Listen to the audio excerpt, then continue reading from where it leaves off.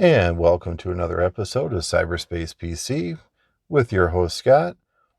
And I'm sure most of you are well aware that new consoles are coming our way later this year. And we've got a little bit of a price controversy brewing. We've been hearing a lot lately about consoles being priced around $500, both the PS5 and the Xbox. But unfortunately, in the last few days, we've been hearing that the Xbox might actually be $600 upon release. So let's go over why I think that that's a mistake on the part of Microsoft. Now we hear a lot about, Microsoft just doesn't really care about selling Xbox anymore. Either they can have their Game Pass on PC or Xbox. Well, I think the flaw in that theory is that if somebody doesn't buy a PC or an Xbox, they're going to probably pick up a PS5, and then Microsoft doesn't get any profit at all. So I think they do have some motivation to stay competitive with Sony. And unfortunately, I don't think they've learned their lesson yet about always pricing their consoles higher than Sony for about the last 7 years or so.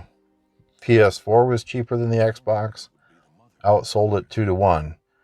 PS4 Pro was cheaper than the Xbox One X, outsold the Xbox One X.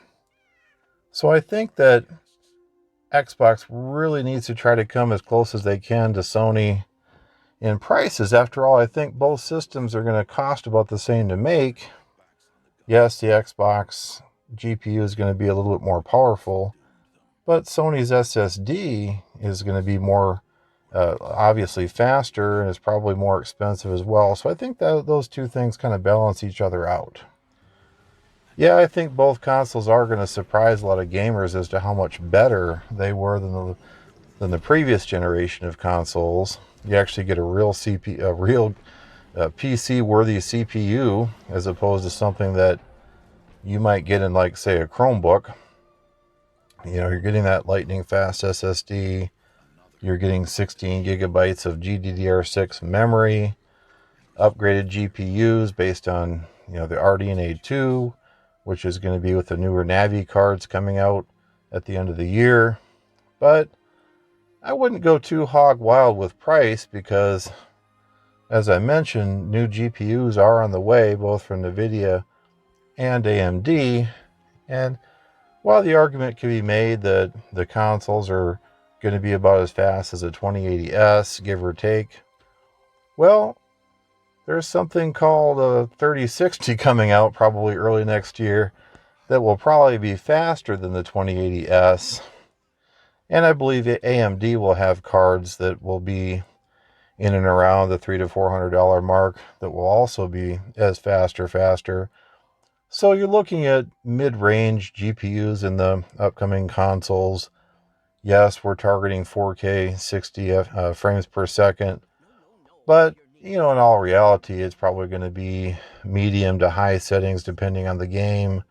And as we've seen in the past, we have frame rate dips with consoles.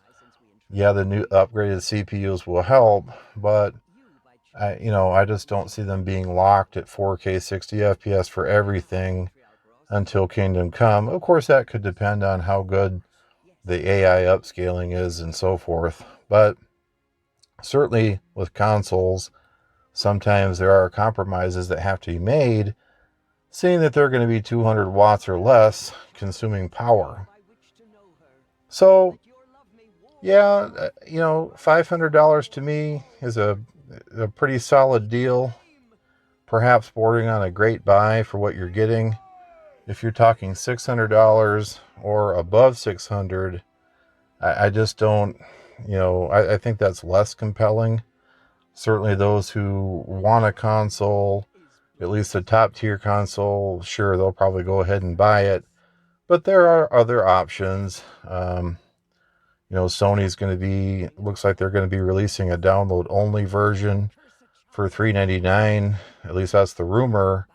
If that's true, that's probably going to be the one that's really going to sell well. If I were going to buy one, that's the one I would get.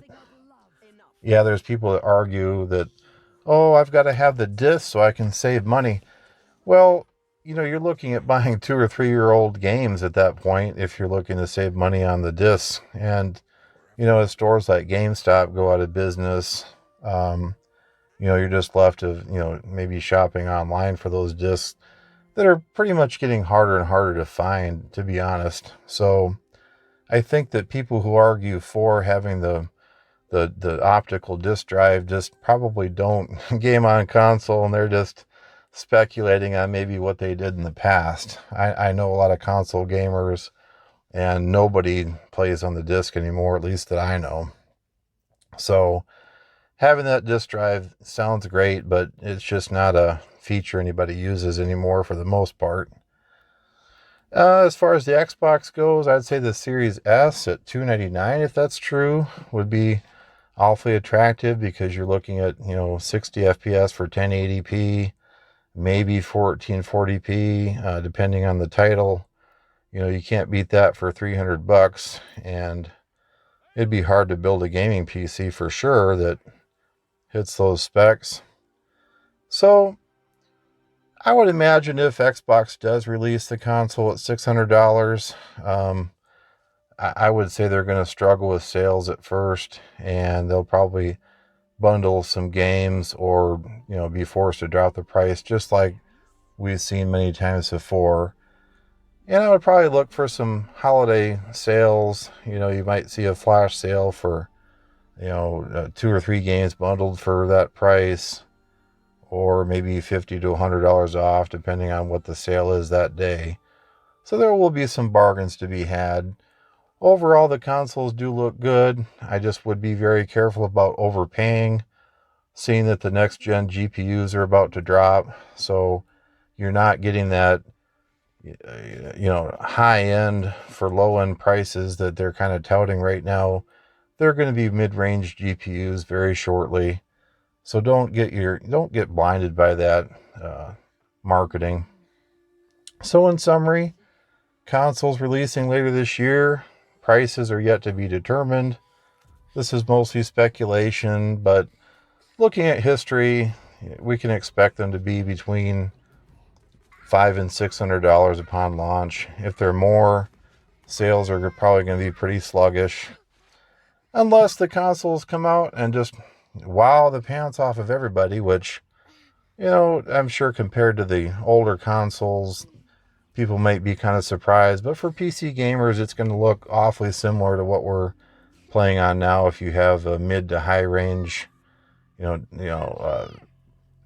enthusiast level GPU, this is, we've already seen this level of performance. So anyway, thank you so much for watching. Please like, share, and subscribe. What do you guys think about the upcoming consoles? Are you interested in buying one? Are you probably going to buy one for somebody that you know? Do your kids want the console? Are you going to be saving up money for one? Let me know in the comments below. Thank you so much for watching. If you like the video, leave a like. If you like watching tech-related videos like this, please consider subscribing. And if you want to, share the video. And thank you so much for watching, and we'll catch you in the next video.